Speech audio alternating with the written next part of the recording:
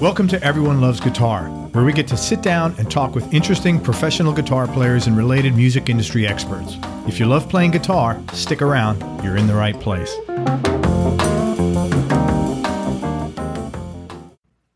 Hey everybody, this is Craig Garber from Everyone Loves Guitar, and we have like a secret weapon on the show today. We're with Jamie Kime, K-I-M-E, and Jamie's really well known out in LA amongst the people that regularly attend the Baked Potato, and we'll talk about what the Baked Potato is. He's an amazing guitarist. I mean, just really bright, I can't even, I'm tongue-tied here because I don't really have the right words. He's a fucking great guitarist. He's toured and performed and recorded with loads of different artists, including Michelle Branch, Jewel, and Malford Milligan, who was the lead singer from Storyville. He was a charter member of Zappa Plays Zappa from its inception in 2005 until mid-2012. They released a concert DVD, and in 2009, it collected a Grammy Award for Best Instrumental Rock Performance. He toured with New Orleans rock legend Dr. John from 2014 to 2017. He also toured with Band from Utopia, which is a group of Frank Zappa alumni featuring Bobby Robert Martin, Chad Wackerman, Tom Fowler, and Albert Wing. He performed with the Los Angeles Philharmonic, conducted by, I'm going to mess this up, Esa-Pekka Salonen. Is that right? I think it is. Okay. Salonen. Okay. I always mess it up too. For the premiere of Frank Zappa's 200 Motels, the orchestral suites at Walt Disney Hall. He performed with the Prague National Symphony. Yeah. Prague, that's how they say it in the Bronx. He performed with the Prague National Symphony in 2016 for their Orchestra en Regalia, which is, I guess, the orchestral version of Peaches en Regalia, celebrating the compositions of Frank Zappa. He's also done some TV work on Adult Swim's network Robot Chicken and the NBC medical drama Night Shift. Now, but this is what the serious creds are. Jamie was a member of the house band at the world-famous LA jazz club, the Baked Potato, and he co-led the weekly Monday Night Jamz for 13 years, man. That is like serious stuff. He's currently got a monthly residency at the Baked Potato with his own band, the Jamie Kime Group. He's also on the faculty of Musicians Institute in Hollywood, and he was a longtime private student of the mysterious, renowned guitarist, author, and teacher Ted Green.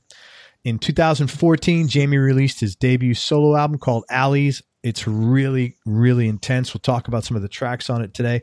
I will tell you the album's incredible. The playing on it is smooth and flawless. And I really appreciate you coming on the show, Jamie. Thanks a lot. He's also a hell of a nice guy.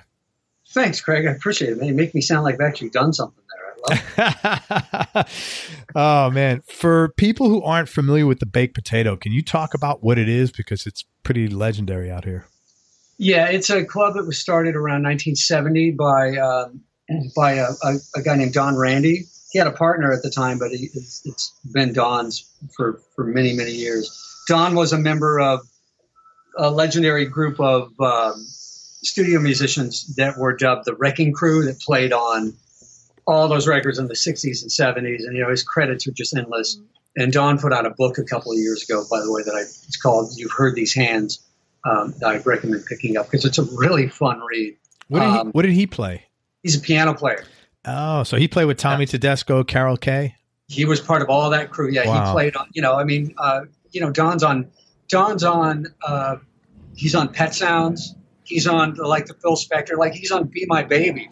Wow. Crying out loud. You know what I mean? He's on all that stuff, all the Wall of Sound shit. It's all Tom Randy. And he was on tons of other stuff too, Neil Diamond. I mean, basically anything you heard from like the early to mid 60s all the way up through the 70s and well into the 80s. It's like more than likely Don was on it. Yeah. He's like one of those guys. But he started this club as really just sort of a place for like all the studio musicians and all the local musicians in town to go and hang and play, just to have a place to kind of go and, to sort of let their hair down, so to speak, and play. And it's still there, man. A lot of the clubs in town have a lot of the legendary clubs from back then, like Dante's, and there's another place called La Belle, and they're all gone, they're long gone now. But, Shelley's Manhole was another one that was in Hollywood. But my Shelley Mann, who was a drummer, those are all gone. And but the Big Potato Man is still cranking along down there, man. Just right down there in Studio City. So it's a really fun place, and it's sort of become my second home over the years. Because I played there so much, and it's a really fun room to play in. And Don still plays there. As a matter of fact, I play with Don occasionally. He has a band called Quest, and he still plays there like once a month. That's so cool. Yeah, and, Don's like 80. He's like 80 or 81 now, and he's just like, bouncing around like he's 30. That's great. I hope I'm like that. Let me tell you. Me too. He's great. I hope I'm like that when I'm 60, let alone 80. Between being in a house band there for 13 years and having a monthly residency, I would say you've definitely been around the block musically. What are some of the more important lessons that you might have learned from your experience there, both as a player, as a performer, or even if there's anything like life lessons or takeaways that you got out of this experience? That's each gig kind of is different. I think early on, when I was starting to try and get out there and play more. By the way, we're doing this interview in a construction site, so it's not your imagination. We're actually in a construction site. Okay, that's coming from my end or yours? No, it's not here, so it must be outside your window or something like that. Okay, I think it is on my end. No, it's all good, man. It's all good. Trash truck or something, like leaf blowers and all kinds of stuff. But early on, when you're trying to get out there and it's all about making connections and getting a gig and getting this gig and, getting on an audition and passing it. But I think early on I might have had just sort of like a basic blueprint of how to go about doing that. And it rarely ever came about or worked the same way twice. So it took me a while to figure out, just because I'm, maybe not as smart as I look. And it just took me a while to figure out that every situation is different, and you have to approach each gig for what it is. And another thing that I would try and do that I really don't do anymore, and I've kind of aged out of any kind of real, pop sideman gig. I'm not going to be the guy that gets called for that ever anymore. But and I never really was. I just happened to get on a couple of them, by chance. But I would try to kind of mold my musical personality to fit whatever the gig was that I had to do. Because a lot of times when you get these gigs, it's like you're not on the records. It's like the record's already done, and it's either like one producer who's played everything, or he's called in all of his ringer studio musicians to play on it, all of his buddies. And so it's just like, here, play these parts exactly the way they are on here. Don't interpret them. Don't add your own thing to them. Don't just play them exactly as they are. And so I would try to erase who I was, and just I have to become Mike Landau because he played the parts on this album, or I have to become Tim Pierce. And that, looking back now, I don't think that really works, because it's like, it probably would have worked better if I just would have gone into it as my own player, still played the parts right and done them right, but rather than trying to mold myself into being someone. And it's a real subtle thing, because it's still, you're still playing the same old G, D, and C chords on these tunes, because most of them are really simple. But it's just, it's a lot of it is these kind of subtle little things that you can't really put your finger on. And the artist is so used to hearing what's there that you just want to give that to them, and to the point where you feel like you just have to become this sort of invisible, faceless, playback machine for what they're used to hearing on the record. I don't even know if I'm making any sense with that, but it's no, you are. But I think, to answer your question, the short answer is I just should try and just be myself more than someone else. Because it's like, and I know that there's this tendency by a lot of sidemen, and especially players that try and get on a gig. It's like you have to try and mold yourself into that gig. And even when that doesn't really feel that natural to you, to mold yourself into something that you're really not. But it's like, I can do it. I can become this in order to get this gig, in order to play this music. And, I think now going back, I probably would have had more opportunities and maybe gone, maybe made it from one gig to the next a little bit more seamlessly or more successfully had I just like, screw it, I'm just going to be myself. If they don't like me, then I won't get the gig. Yeah. And I'll just move on to the next one. It's always tough because that is so much easier to do when you're older. Yeah. Tell me. It's always like, yeah, totally. I mean, I don't like that. I'm not a fan of that expression, youth is wasted on the young. I don't believe that, but yeah. It is so much easier to be yourself as you get older. I mean, it's like, in fact, sometimes I ask a question, what's been the biggest change of you, or, something along those lines. And everybody that's, especially our age group, let's say 50 and up, the most common answer is, man, I really like myself now. I'm comfortable in my own skin. That's usually the verbiage used, and you're not comfortable in your own skin when you're younger. Just, I don't know why, just because of, you're unsure of yourself. You feel like you got to prove something, and you're not, you feel like you have to make somebody else happy more, I think, than we deserve, than we need to. Yeah. I think I'm more comfortable in my own skin now, at the age that I am, especially in terms of who I am as a player. Yeah. I get an opportunity to play with some players that if you would have told me when I was, 20, that I'd be hanging and playing with guys like, Mitch Foreman and Jimmy Earl, who I get to play with all the time, great bass player and keyboard player, some of the greatest musicians in the world, and some of these great drummers that I get to play with on a regular basis, like Danny Carey, Joel Taylor, Shane Gallus, all these amazing guys, that I actually do feel like I'm at the point where it's like, I can kind of hang with them. Yeah. Whereas like, even just like, 15, 20 years ago, man, it's like, I would have been like nervous as hell to get up and like try and play with these guys. I was always no, I'm just going to maybe practice more and really, but now I kind of feel like I'm well armed to just get up and do my thing, and it's going to work out. And, I'm going to be able to have a musical conversation with them, but then there's the flip side of that is when you're at this age, you also look back at all the mistakes you made and how you just obsessed with how you wish to go back and do it again and correct everything and change the course of your career and maybe have it be more successful or, so it's always a double-edged sword, I think. Yeah. So for younger cats listening to this, you would advise them to, play the parts, but play them as you. Don't play them as whoever played them. Just retain your identity.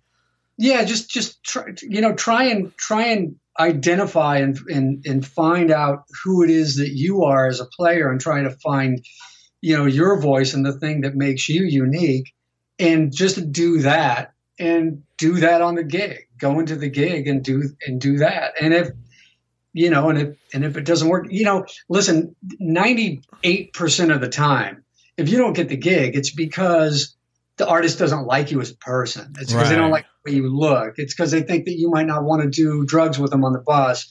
It's because you think that they might not, they might not think that you're going to be cool to hang with. It has nothing to do with the musical aspect of it. It's gonna be because of something non-musical. Like I said, it's like almost anyone can play most of these tunes on most of these pop gigs that you're going to be a sideman for.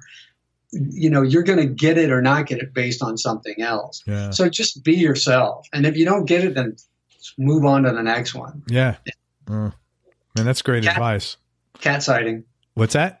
Cat sighting. I see a cat. The cat is right here, man. She's 15 and she lives in my office. I don't know. She won't interact with the other cats. She's very, She's just very dysfunctional, man. I don't know why, but she's the nicest she's ever been. So I'm happy I'm happy in her last year. She's settled. Even she's more comfortable in her skin, apparently, man. It's not just us old men. Hey, talk about you've worked with some really interesting artists, and I was curious if you could talk about how you got the gig, the nature of the engagement, and if there's maybe a cool story about working with them. And the first one was Dr. John. Yeah, and that must have been. That was pretty random and a lot of fun. I really liked working with him. I mean, he's definitely older now, and you know, it would have been great to have worked with him back, 20 years ago. But I mean, I still had a great time working with him, and I got the call to do that gig completely out of the blue. I mean, I was surprised at the call. That they were even like, because he's such such a New Orleans centric artist that it's like, why are they even looking in LA for players? But a friend of mine named George Pahone, who played with the Black Eyed Peas and that whole camp, and now he's in this great band called Cairo Knife Fight. He has this really great band, and he still plays with Fergie. But he actually got called to do the gig, and he couldn't do it, and because scheduling wise it didn't work out, and so he's like, he gave him my number. He's like, call my friend Jamie, he might be able to do it. And they called me, and I was like, sure, and at first it was just to cover like a 2-week run they were doing. And they flew me to New Orleans, and we rehearsed for like 2 hours, and then got on the bus and drove to the first gig in Shreveport the next day, which is odd because the first time I ever saw Dr. John play was in Shreveport, 13 or 14, 15 years ago, something like that, just at this festival thing. And at this auditorium there in Shreveport, Louisiana, completely random. And the first gig I ever played with him was in Shreveport, Louisiana. That is pretty random. It's pretty wild. So, it's weird. Like that music is simple, but it's not, you know what I mean? Because there's a certain way that all that real kind of New Orleans-y stuff, it's very loose and very slinky. It's not always super metronomic, where it's like I come from the world of LA where everything's about being metronomic and playing, and that's the challenge. And this isn't. And, fortunately for me, there was a great drummer on the gig when I was doing it, when I first started doing it, named Herlin Riley, who's kind of a New Orleans legend. He's sort of written the book on New Orleans drumming. I mean, literally, he actually has a book out on New Orleans drums. And so it was great to have him there as kind of a coach, because, when Mac would play, he'd be playing all these piano things. He's speeding up and slowing down as he's playing, and the music is just really floaty. And Herlin had been playing with him so long and was so intuitive that he could just naturally adjust to Dr. John's interpretation of time and, going from section to section. And it would just be seamless. You almost wouldn't even notice that it was like, okay, it's kind of speeding up here, it's slowing down, it's pulling here, it's dragging here. And, and again, in the language of the LA musician, oh, it's dragging, it's on top, Yeah. But it's not how they don't think of shit that way. It's just, man, the music is just this breathing thing. And Herlin was great at that. So it was really good for me to kind of like have my first, few months on the gig with him doing it. And then he left and another drummer came in. And, but yeah, it was amazing. I loved playing with him. I got along with Mac really well. I was really sad when, I had to stop playing with him. But I was also kind of happy because he went back to using, to getting more of to using his New Orleans guys, and it's like that's what he should have. Yeah. I mean, that's what he's all about. It's a lot of fun. I had a real blast playing with him.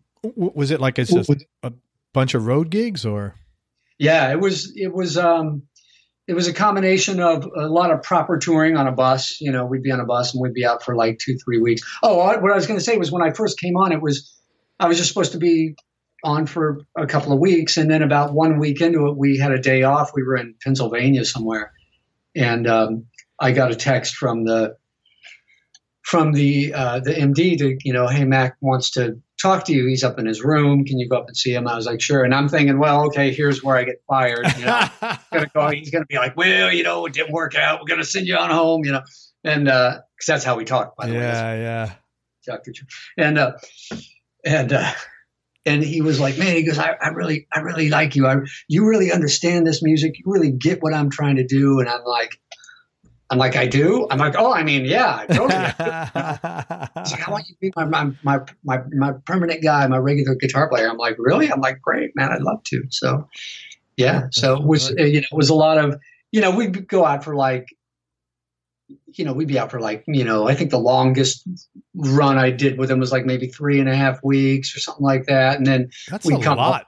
How old is he? He's not like, he's old. He was like in his mid-70s. He's in his late 70s now. But you know, we would always do like one or two, like 2 shows in a row tops. And then there'd be a day off. So it was real comfortable.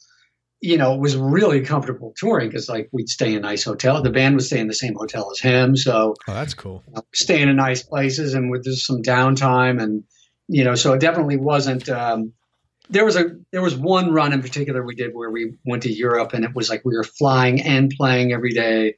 And, you know, I was worried for him because he looked like he was, he looked like it was killing him. And I mean, it was killing me. Yeah. You know, we did, I think, 3 or 4 shows in the Chicago area, a couple of festivals, and then flew to Europe to do a bunch of festivals. And then we did a show at Ronnie Scott's in London. And they were flying every day. And the routing was really stupid because we'd be flying from like, you know, London to, you know, like Copenhagen, Denmark, but they'd fly us up through like, you know, Stockholm and then route us back. And I remember when I flew there, we were in Chicago and then I came home because I actually had my son with me, who at the time was, I think like 9 or 10, because it's like, I remember this particular run was when I told him, you know, listen, I'm going to have my son because his mom's going to be out of town and he'll be with me. So I can't do these 3 shows right here. And so, you know, Dr. John, he was so cool. He's like, bring him. You know, we'll pay for his plane ticket. We'll fly. So I'm like, really? So my son got to travel with me and go to Chicago and took him to Mall of America because we were in, you know, Minneapolis and all that. And it was a lot of fun. But then cool. After that last show in Chicago, from there, the band was flying the next day or 2 days later to Europe for a festival in Oslo, which was starting the European run. But I had to fly from Chicago back to LA to bring my son back. And so I brought him back to LA the very next morning, had to go and get on a plane. They put me on an Aeroflot, you know, the Russian airline, an Aeroflot flight to Moscow, from Moscow to Oslo. Oh my God. And I got there, you know, and I had like, you know, maybe 6 hours to rest and then go and play. And then from there we were flying to like the route. And that was, I think that was the total, that whole run was like maybe 14 days. It's 13 of those days, like you're on a plane. Ryanair? There were some Ryanair flights in there. Yeah. Some EasyJet, some Ryanair. Wow. So that must have been nice though, that you get to hang with your son doing that kind of stuff. It was a lot of fun. Yeah, that was a great experience for him and a really great experience for the both of us to get to do that. And then, like I was telling you earlier, and then on another run the following summer, I got to take him with me to, you know, we went to New York and he got to come with me and we sort of made a little vacation out of it. So there were certainly perks about that gig and that was also the that was Dr. John also. Oh wow. So you were with him for a couple of years. I was with him for a couple of years, yeah. And towards the end of the gig with Dr. John, it became a lot of more like weekend fly dates, less of the long touring. and more just weekend sort of like you'd leave on a Thursday or a Friday and you come back Sunday, leave your car at the airport. Yeah. Where'd you play? Where'd you play in the city? We played at the City Winery. Okay. And then we did another thing there where we played in, like the outdoor thing they do is it in Bryant Park? Yeah. Right behind the big library on Fifth Avenue. Yeah. That's very cool. That's an ice skating rink in the wintertime. Yeah. Was it Bryant Park or no? It was actually in Central Park. Central Park, yeah, could be too. They have a big outdoor concert series there in the summer. Yes. Yeah, we did that. That's really cool. Yeah, we did that too another time. So when I was a kid, Simon and Garfunkel performed, and there was like 500,000 people there, and I'll never forget. Do you have that record, the live album? I do. Yeah, it's really funny. I don't know if you remember this one part when Paul Simon says, "We'd like to thank the Parks Department," and everybody boos. "We'd like to thank Mayor Koch," everybody boos. "We'd like to thank the police department," everybody really boos. And one little known group of people that don't get thanked enough, and this is back in the day, and everybody's like, "What's he going to say?" The guy selling loose joints. I'll never forget that. It was like really funny, really like taboo at the time almost. To say something like that. Talk about how you got the gig with Dweezil, Zappa Plays Zappa. I can't imagine the audition process for that. Well, it's weird, because I really didn't have to audition for that gig because I kind of had gotten to know Dweezil a couple of years before that through a mutual friend. And I was helping him. He was building this big, crazy guitar rig. And through a weird series of random events, we just wound up sort of becoming friends and hanging out up at the house. And I was helping him piece together this guitar rig. We were like playing all these random pedals and putting all this. And then through doing that, he got to hear me play and could see that I could kind of play a little bit. And then I connected him with... I like how you say that. Well, yeah. And then I connected him with Ted Green, who this was, maybe a couple of years before Ted passed away. And so Dweezil went over and took a couple lessons with Ted. And so we kind of like had this sort of common ground there. And then, I don't know, we'd been, hanging out for a year or so maybe. And then he kind of told me about this, project he was doing. He's like, I have this idea to do this project where I play, I go out on tour and I play my dad's music. It's only Frank Zappa compositions, but we do them exactly the way that he wrote them, and we just kind of recreate them, note for note, these note for note sort of recreations and really do almost like a sound alike. He was really into, and at the time, I think the last thing that Dweezil had really done, he had been like, there was a short-lived game show that he had been in the house band on or been the MD of. And his whole thing was like, when we do these songs for the game show, they have to sound exactly like the record. So he was really into that. They have to sound exactly like, and he's like, I'm going to need another guitar player in the band. He's like, is that something that you think you would want to do? And my first thought was like, it just sounds really hard. I don't know. Yeah. But a couple of seconds later, I'm like, yeah, absolutely. Man, if you get it off the ground, let me know. I'd love to do it. I'm intrigued. My interest is definitely peaked. And then in 2005, it was all set to happen. And we were getting ready we were just like a week or so away from starting rehearsals with the whole band. I think Brian Beller maybe was actually going to be in the band, playing bass in the band. It was a whole different lineup of players than what it eventually became, with the exception of Joe Travers, the drummer, who was kind of like the Zappa family house drummer at that point, and had been since the 90s. But then something happened with like the funding from promoters fell through, or it just didn't come together. So he's like, because that was a big, I saw that show. That was like 15 people on. It was just, it was massive. Massive. Yeah. was massive. So it got put off until early 2006, and then in I think it was even my birthday's February 3rd, and I think it was actually on my birthday. He called me and he's like, "Hey, are you still into doing this? To doing the band, the Zappa Plays Zappa project?" And I was like, and I had just lost a job. I had just that day or the day before. And so it was one of those rare moments of, where synchronicity, where everything just kind of lines up.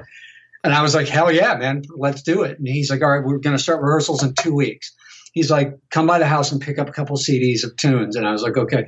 So I ran over like two CDs just filled with music. And it was just, it was crazy. It was crazy. And then 2 weeks later, there we all are. We were just, and he had gone through these audition process to get the other players in the band and a whole new group of players with the exception of Joe, on drums. And yeah, everything just sort of came together. And with,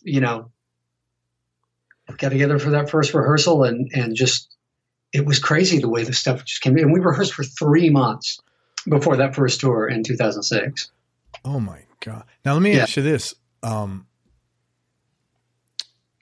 Did Dweezil take all the leads or did you guys split them? He took most of them. He was definitely the front man of the band, but there were little spots, throughout the night where everyone would get a little featured spot. I wouldn't get a lot of time, but that's not what I was there to do. Yeah. The gig was. It wasn't about, featuring me. It was, the majority of those pieces are, they're very through composed. So it's like you're playing, it's like playing an orchestrated, like playing classical music almost, but then there was, certain songs that have these big through composed sections. And then you get to one big open modal kind of like, all right, solo, just do whatever you want. And then there was, certain songs that were always kind of designed for like featured solos like King Kong and Dupree's Paradise. And, those would always be like the ones that we would use. And, each person would get a chance to play. There was another song that we used to do a lot called Don't You Ever Wash That Thing.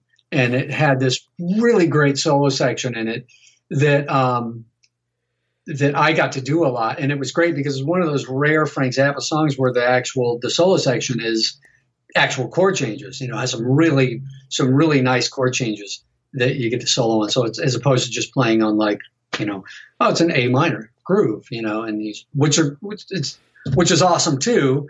But, I really like playing on. Yeah. You have something interesting to work with. Some sort of really nice harmonic sort of background to play on this sort of moving harmony.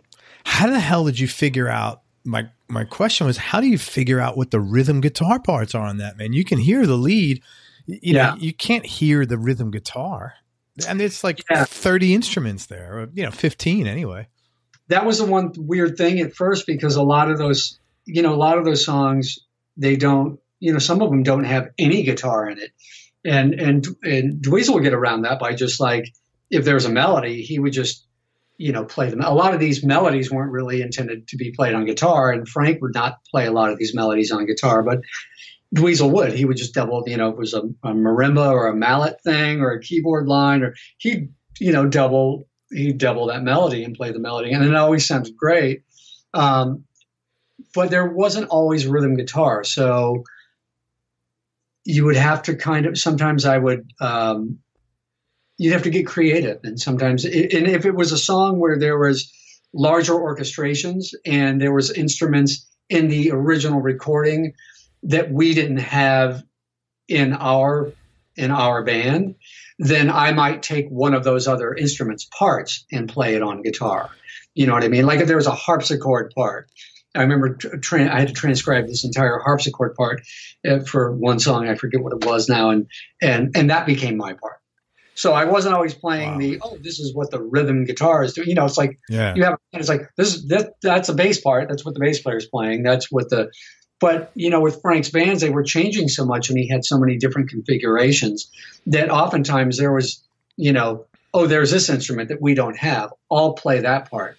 Sometimes I would play this. Sometimes I remember playing trombone parts on some, I was going to say like oboe or trombone or something. Yeah. I would cop a horn part that wasn't there, that the keyboard player couldn't grab. And, you just kind of make your way and you just fit it into the arrangement. But, but whatever part it was that I was playing, it was like, that was the part. It wasn't, it's like, well, I'll just sort of float around. There was none of that. Yeah. It's like, no, we need to, I need to find something to play, and that needs to be, I need to transcribe it and learn it and memorize it, play it every time. Wow. I've never, I wasn't a big Zappa fan. I only liked this, a couple albums. One of them was One Size Fits All.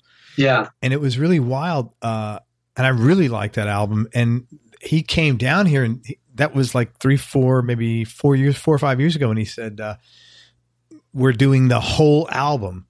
And I was like, wow, how that's so weird. That's the only album I kind of like. So we went to see the show, and I couldn't believe how accurate the reproduction was. I mean, it was really, a lot of effort went into recreating that, and they had the xylophone and everything. It's just not easy stuff to put all together. Yeah.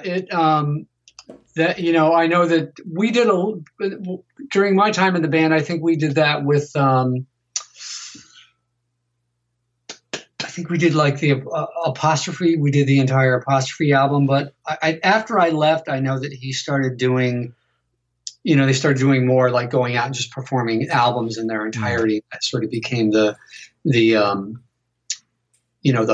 hook, if you will. Well, you know what? I bet that was easier not only for the audience to digest, but for the musicians to digest, because it's like telling one story instead of telling 12 pieces of 12 different stories. Yeah.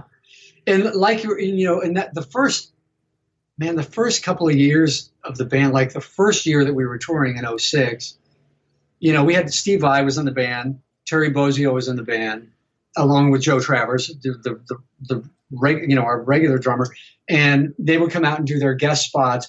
But, the show was 3 hours plus every night. And that is, but you got time and a half for the over an hour, right? Yeah, right. You get paid by the note. But I mean, that's a lot to ask of an audience. That's insane. That's just really asking a lot of an audience to just sit and for 3 hours. I mean, it was an entertaining show and there was a lot going on, and but it was a huge band and it was a long show, and by the time we got into 2007, we had pared it back a little bit, and Vi was still doing some dates with us. I think he went to Japan and Australia with us in 2007, but Terry was gone at that point. We had Ray White singing with us instead of Napoleon. The show had changed. So as we kind of got into 2007, 2008, 2009, it became more of a regular. I mean, it was still a good sized show, but it was a little more. It was a little, I think it was a little easier on everybody, the band and the audience. I mean, I was playing a Les Paul primarily, and, by the end, it's after that first year, I remember I had to start going to the, we'd be home on a break, and I started going to the gym just to trying to build up some conditioning, I wasn't switching guitars that much, on that first year. And I was like, man, I need to get in shape. I should do this every night. Yeah. Some projects you take on, they sound good, but you really have to think about, and not just in music, I mean, about in anything, what's the practicality of implementation of things, if it's harder to do than it is, financially or whatever, I mean, you got to just question that kind of stuff. Yeah. Yeah, it was an undertaking, and in the first year, I mean, we, our first tour was in Europe. We rehearsed for 3 months. We came to New York and we played at the Grammy Awards. You ever hear of those? Yeah, what is that? The Grammy Awards? They do at the theater at Madison Square Garden there, and it's they're like the Grammy Awards, but it's for jam bands, all these Fish and Mule, Government Mule and whatever. Yeah. And we were invited to play that, and that was sort of the debut of the band. Oh, And okay. Steve and Terry didn't go with us, but we went. And I remember we went and we did Inca Roads, but the sort of the gimmick of the whole Grammy Awards was like they'll take a band and then they'll take some like real legendary like legacy artist and just throw them into the mix. So there was like, that band like Humphreys McGee, who, I'm friends with some of those guys, but, I think they were playing, and I think like Peter Frampton played with them. Oh, okay. And then someone else was playing. It might have been like Fish and McCoy Tyner. Wow. Playing with it. Yeah, it was like pretty epic. And then we played, and then we found out a few days, or a week or so before that like Chick Corea was going to be playing with us on Inca Roads. And we're like, holy shit. Yeah, but that's pretty compatible in a sense. I guess it is. Yeah. But that was killer. It was a lot of fun. And then after we did the Grammy Awards, we went from there to BB King's, which I think is right in Times Square on 42nd Yeah, Street, right, Times Square. And we played an actual concert. We started at like 11 or something like that. It was a late night show. And that was the debut of the band. That was the first time I remember it was packed, and, we had been rehearsing like nonstop at that point for nearly 3 months. So we were just, we were like a group of deadly assassins at that point, we were just slamming. Let me ask you this, and you don't have to answer it. I'm just asking out of curiosity because I don't know. In a situation like that where you've got to rehearse for 3 months, do they pay you guys to rehearse? Because it's like, they do, because it's that's your job. Yeah. On roll and okay. You're just, and it's funny that you ask that, because I think the people that know me through that gig, or people that I got to know, or just even people that aren't really musicians, it's a weird question, but I actually got that question a lot. It's like, how do you get paid? Well, I'm just thinking like 3 months. It's like, it's not like, we went into my mom's basement Thursday, Friday, and then Saturday we were like fucking jams, man. After school, we got together and it's like 3 months, man. 3 months. That's a season. Yeah. It was all set up. You fill out all the paperwork, and it goes through a business manager, and you're on payroll, and it's just a direct deposit thing. So, but a lot of people wonder that, like, when you're on tour, does like the artist, you just take out his checkbook at the end of the week and write? It's like, no, it goes through a. Well, I knew that. There's a business manager set up, but that's what that reminded me of. But yeah, we were getting paid. That became my job at that point. That was employed. I was employed, the second we started rehearsing, and we'd get together at like, I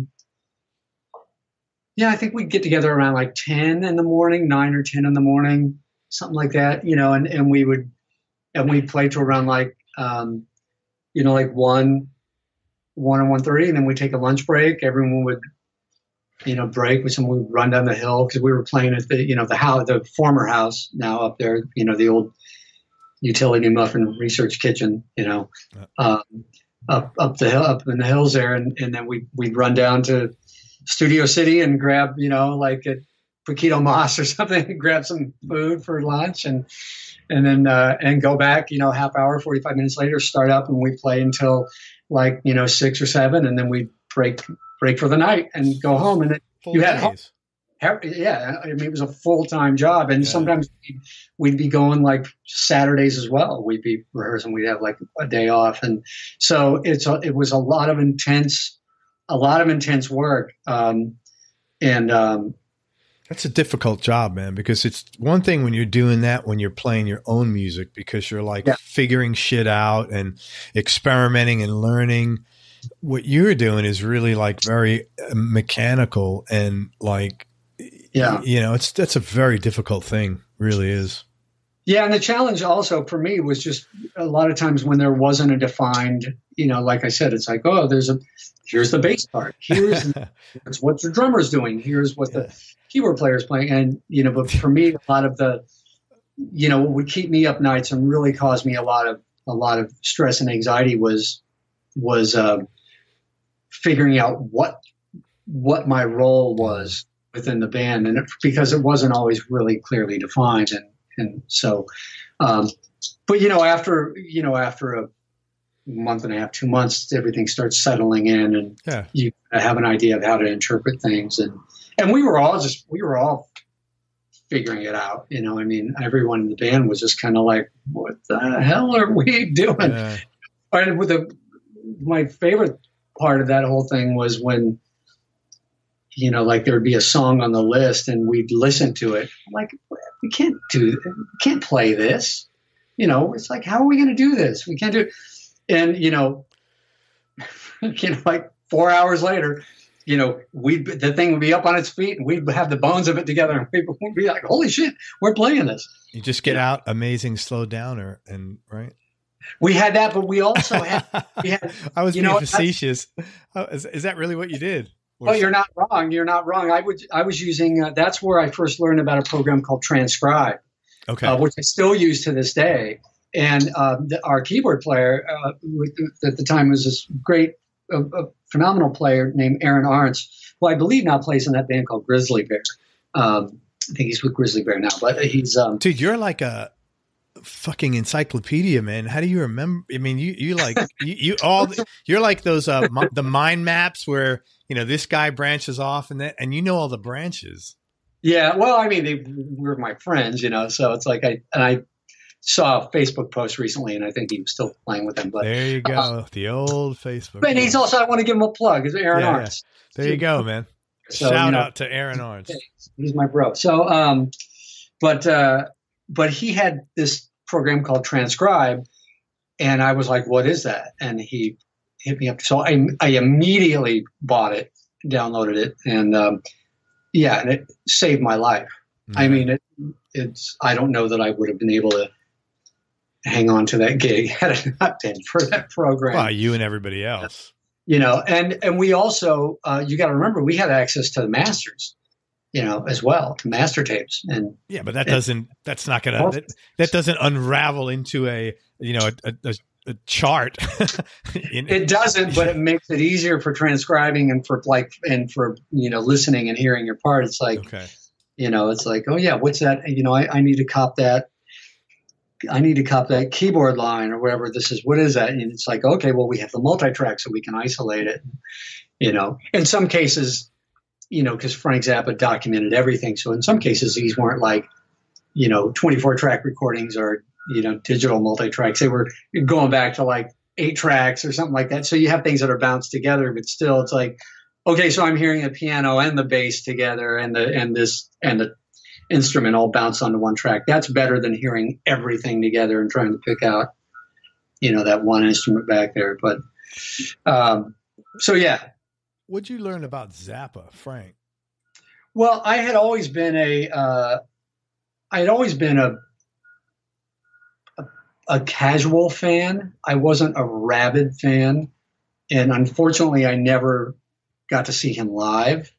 But I did have, you know, I had the albums that everyone has. I had Hot Rats, you know, Apostrophe, Overnight Sensation, Zappa in New York, which was my favorite when I was like 13 years old. That was like my favorite album. I had memorized all of the Terry Bozzio devil part on Titties and Beer. You know, it's like that.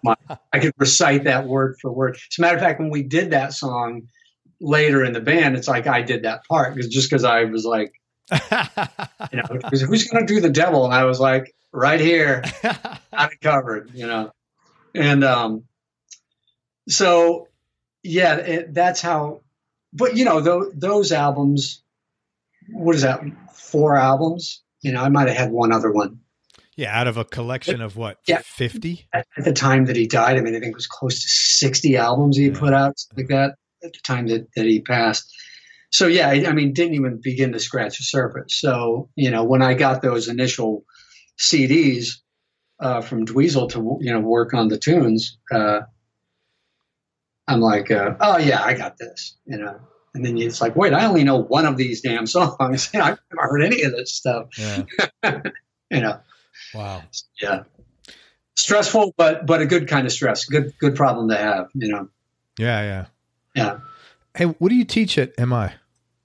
I'm a private instructor there. They have private private teachers on staff there, and the students, as part of their grade, they have to have like X number of hours of private instruction per quarter, and so that's what I do. I'm one of the private instructors there. So you'll work with them as needed, to support whatever they're doing. Yeah, they have a set time, and they come in, at their prescribed time. So I'm typically just there like one day a week. So and I'll have 4 or 5 students, and so they do have a prescribed time, and they come in. But it's different than giving lessons, in the outside world, because your primary job there is to keep them on point with the curriculum. Yeah, sure. It's like, yeah, man, I really don't understand this theory. It's like, all right, well, let's, pop the hood and take a look, Sure. And go there. It's like, oh man, my ear training. It's like, or my sight reading. And every guitar player's sight reading is bad, every single one of them. All my reading sucks. It's like every guitar player's reading sucks. Yeah. Unless your job is like a studio musician who does movie scores every day. Out here in town, I think there's like 3 guys, and that they've been doing it for, it's like the mob, it's like those guys are in, no one else is getting in, I talked with one of those, Andrew Sinewick? Yeah. I think he's one of those guys. Yeah. There's guys like there's a guy named George Deering out here who does it. There's another named John Goo. Yeah. Who's one of the guys, and they've been doing it forever. They're just part of I went to the movies over the weekend. I went and saw Incredibles 2 and with my son. And at one point there's this huge orchestral thing, and you hear some guitar, and I'm like, I wonder if that's John Goo or George Deering, or both, because a lot of it's like, so only a couple of guys out here that do all those, the movie stuff. Very cool, man. Probably the one aspect of session work that hasn't completely dried up. Movies and licensing stuff. Yeah. Hey, what prompted you to make a solo record a few years ago? Well, I mean, I think it's probably the goal of every instrumentalist that has any kind of, creative overflow, to just, want to try and document it on an album. And I resisted it for a really long time, and I procrastinated for a really long time, just because I think that's just sort of in my nature. I'm a really slow writer. The writing and composing process for me is very, I'm not like Mike Keneally that can just crank out an album in a night, or some other guys that I know that can just, they just. I don't think it's what you put out is not possible to put out in the night. There's a lot of shit going on there, man. I don't even think you can make one of those songs in a night. Well, I'm going to close my window again because we've acquired another trash truck in the neighborhood. Thanks. But I kind of decided that I wanted to put something out, but I wanted it, I didn't know what I wanted it to be, but I knew what I wanted it not to be, because I'm not a big fan of the guitar album genre, the shred album genre. It for me personally, it's just, at least at this point in my life, it's just not really, I get no emotional charge from it at all. I get bored with it really quickly. I didn't want the songs to merely be vehicles for soloing. Yeah. Or else hey, this is what I could do. So I have a Latin song and and a shredded song and a blues and a pop. Yeah, I get it.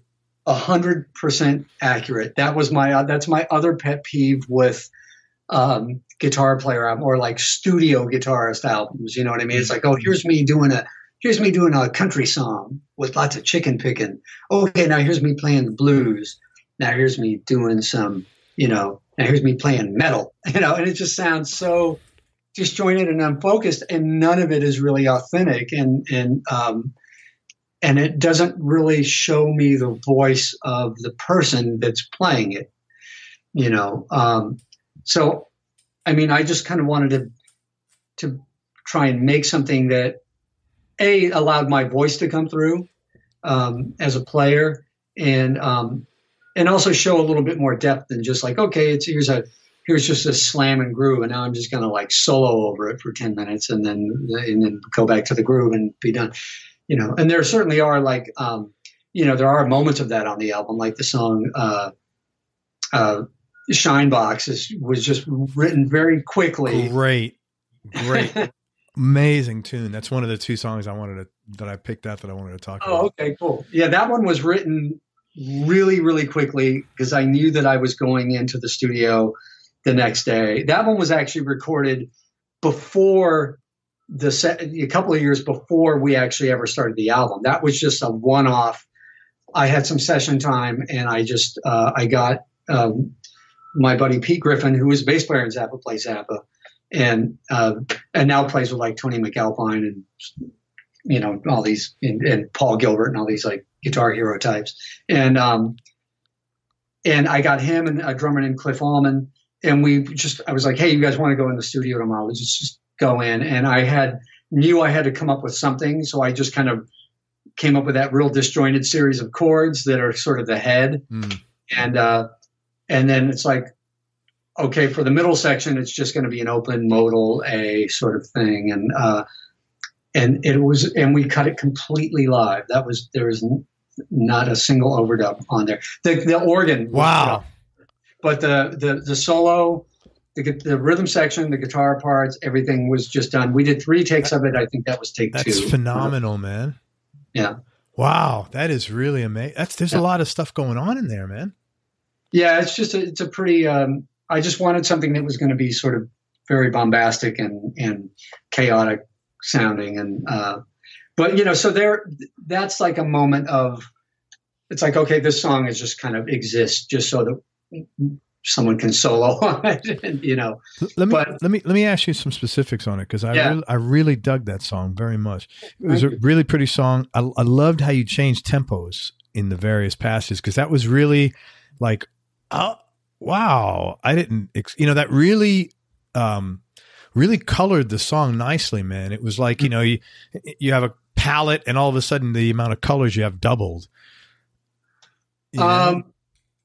Yeah, I'm trying to picture the section that you're talking about, but yeah, I mean, it just all kind of happened, when we were playing it. I was using some pedals, and I know that during the solo, it starts kind of like with some like clean guitar volume roll down on the guitar, and then, bring the volume up a little more gain. And then I kicked on this kind of like, this pedal called a fat sandwich. Yeah. The way cool and all those. Way huge pedal. Yeah. And then just that really makes things super, almost like a fuzz pedal. And you get that real buttery attack on the front end of the amp. And yeah, I was just playing an old Jim Kelly amp. And I think I had what guitar were you playing? Les Paul. You know what I liked about that? It was really nice for a change to hear like that kind of lightning fast playing, but at a lower volume, and at points used more as fills, as opposed to, my comments here, not like an exercise in guitar masturbation for 3 minutes. Right. Even though the song itself, you could have justified that because it's an 8-minute song.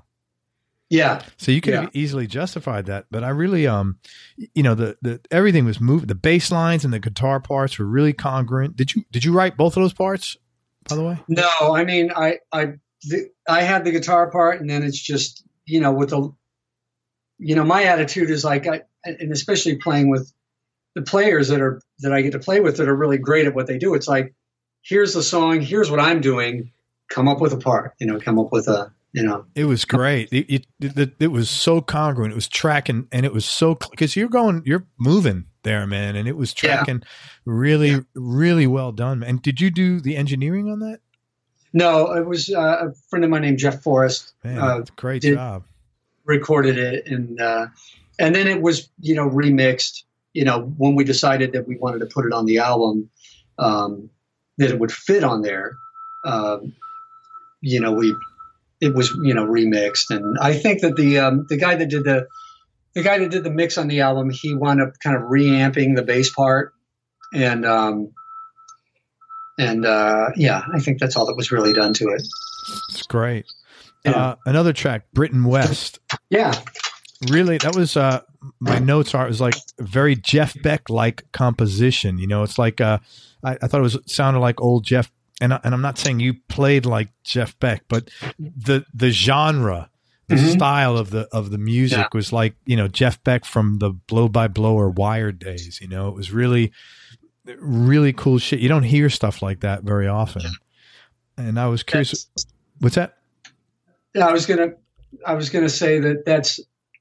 I take that as a compliment, because when I first started this project for this album, one of the touchstones that I was kind of referring to was Wired, because it's like I kind of wanted to be like that, you know, but with sort of the, you know, the sort of live feel of, like, you know, Miles kind of Blue, you know. But Wired definitely kind of came into the equation. The album wound up being nothing like any of that, just because of the way that the songs were kind of pieced together from pre-existing little snippets and things, and that were just, you know, re-recorded. And but yeah, so yeah, I take that as a compliment. Oh, I mean it very complimentary. It was really the writing was, I was really impressed with that. I was like, wow, I wouldn't even know how to. I mean, it was really intense to put that together. I thought, what's the backstory to Britain West, and what guitar were you playing on that? It started as that chord progression started. I think I had maybe half of the chord progression written, you know, the first few chords of it, and there was no melody. And I think it might have been Mike Keneally, who, you know, produced the album with me, who suggested to just use, basically, like, kind of treat it as almost like a chord melody. Like the top note of each chord becomes a melody. It's just kind of built into the chords. And I was like, oh yeah, that's a good idea. And I knew that I wanted something on the album that kind of goes back to a Zappa thing, that was sort of like inspired by, like, Blessed Relief. That was just sort of like like a real book tune. That was just sort of like a repetitive chord progression that just had like a melody, and then you could, like, kind of, you know, solo on the same changes, and then you restate the melody at the end. And I wanted something like that was, you know, a little bit more of a simpler arrangement. And so after Mike's suggestion to just sort of, you know, basically let the, you know, have the melody built right into the chord and treat it like that. Then I think I got the rest of the chords and that little, you know, turn around at the end. That one actually kind of came together fairly quickly, and it was a nice little form. And I was like, oh, this is kind of nice. And I play that song a lot. We do that song a lot at the Baked Potato, and, you know, everyone that I ever play it with, they're always like, I love that song. I'm like, wow, okay, cool. Because I didn't really expect, and that seems to almost consistently be a lot of people's favorite tune on the album. And I kind of, you know, put it on there almost as like, I don't know if I want another ballad, you know, because I already have that, you know, Philadelphia's on the, you know, closes. It's like this kind of 3/4 ballad. I didn't really know that I wanted another kind of like triple meter ballad on the album, but it worked out great. It's a beautiful song, man. Thank you very much. And the guitars, I'm playing my Les Paul, and it's just plugged directly into an amp called a Snyder. It's a Snyder amplification. A Snyder California is the amp into a 212 cab, and that's it. That's the whole thing. Dude, are you like a man of 1,000 amps? Yeah, kind of. Because you've told me a different amp like every time, yeah. and I haven't heard of any of them. Not that means anything, because I'm not like anywhere like close to this like you are. But I was like, that's pretty impressive. Yeah, the Snyder's a great amp. I was using it a lot at the time. That was sort of became my main touring amp. But I mean, I've used Wagner's for many years. I use a Friedman a lot now, a Friedman amplifier. But I have a ton of old Fenders. I've got a great old Marshall Plexi that's also, wow, I think, the album somewhere. And then at the studio that we were doing a lot of the overdubs, that studio was owned by a great guitar player, and he had a ton of great amps there as well that I wound up using. He had a really nice super reverb that I wound up using quite a bit throughout the album. So It sounds great. You know what? The thing I liked about the album the most was that there's an awful lot going on in there, but you really like, and I don't know, maybe this wasn't deliberate, but it would seem to be deliberate that you left a lot of breathing room. Like even though there's tons going on there, I never once felt crowded. Was that deliberate or? I think so.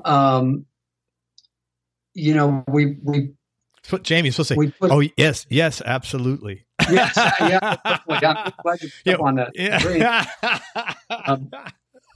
But I think what you're saying though is it all kind of comes back down to that thing where it's just like I don't like guitar albums. I'm not a real big fan of the guitar album genre, and that I might have been a consciously or unconsciously an effort on my part to just make it have more of a nice flow to it rather than just like, beat someone over the head with, finger exercises and practicing, I'm just not into it. Yeah, no, I hear you. I mean, and if you think listen to a lot of guitar players, I didn't want to make an album like that. I totally get it. And if you think about like Wired, for example, same thing. There's a shit ton of stuff on there. You don't feel smothered by Beck's guitar, not once. There's tons of breathing room there, man. So I really, I thank you for putting that out, man. I really enjoyed listening to that. It was really cool. Man, I'm really glad. Yeah, I mean, it's been out for a while now, and it's cool that it's still, to hear people still say that they dig it. So thank you. I mean, a lot of pains went into the sequence. I think with a lot of albums too, it's like this album sequencing. If you ever listen to an album and it's like, wow, this might be a more cohesive listen if it was just sequence. But I mean, I wanted it to have a story arc. I wanted to, people don't listen to albums anymore as a complete work, but that's the way I wanted to approach it. I do, man. I always listen to albums, and I appreciate that story arc, and I know it's not like, let's just, arrange the song titles on the desk and then we'll put it. I know it's a very deliberate thing. I know it's it's, part art, part science. And it's not just like falling off a fucking log. I mean, it's work to make sure that stuff happens. And the album again is called Alleys. It's Jamie Kime, Kime. And I would encourage you to check it out. He's a phenomenal guitar player. It's a beautiful album. Thank you. One last question about it, and it's kind of a goofy question, but did you shoot that album cover photo? That picture is like, it's like creepily mysterious. It's like, it's eerie, man. It's very, it's like goes like alleys plus dark alleys. I don't know, but it was like, yeah. I did take that picture. When I'd be on tour, I would take a ton of pictures, and all the pictures on the album were ones that I shot. I think the album photo was in Zurich, Switzerland. Ah, okay. I was wondering where that was. It was taken from my hotel room, and it was in the middle of the night after a gig. And looking down, there was like a train depot or train station down below. Mm-hmm. And it was late, and it just had this. It had this really cool, just the way that the tracks were kind of illuminated and the platforms were illuminated. It had this really almost like film noir kind of. Yes. And then off to the side was like it looks almost like a church building with a clock on it. It's sort of almost in the shadow. I was just trying to capture the vibe, and I wound up snapping that picture, and so I took that, and that became the it's the front and back. Yeah, you open it up, it kind of stretches over. But yeah, I took that photo. That was an SLR. That wasn't like an iPhone, right? That was with a digital camera. It wasn't an iPhone. Yeah, it was a proper. Yeah. Single lens. I think at the time it was not a great one. I think it was only like maybe a 5 megapixel, which these days is like, it's a Flintstone camera, but it, they do have a look. The inside pictures I took as well, Alrighty, where are you originally from, and where'd you grow up?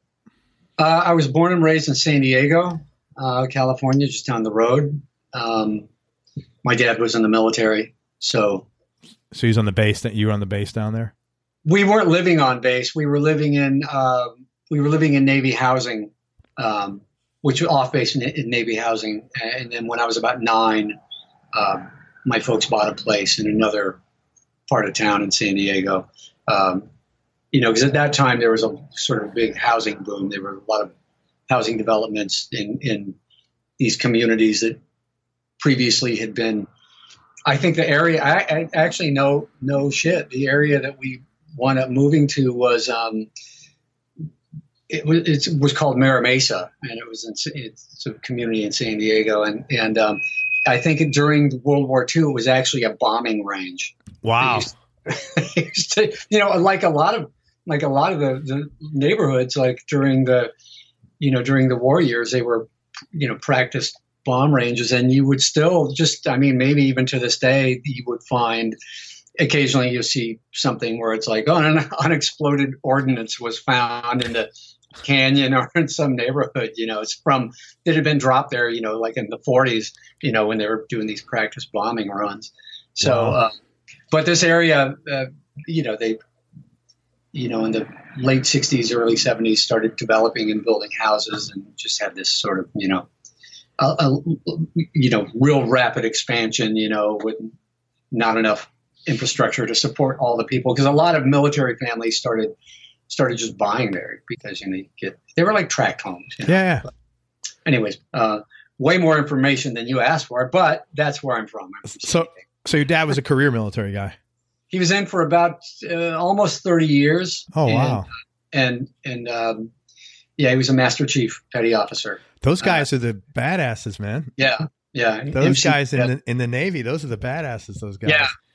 Yeah, I think that's as high, like the E9, they have the different, like E1, E2. I think he was the E9, which I think was as high as you can go before you're an officer. So he was like the MCPO E9.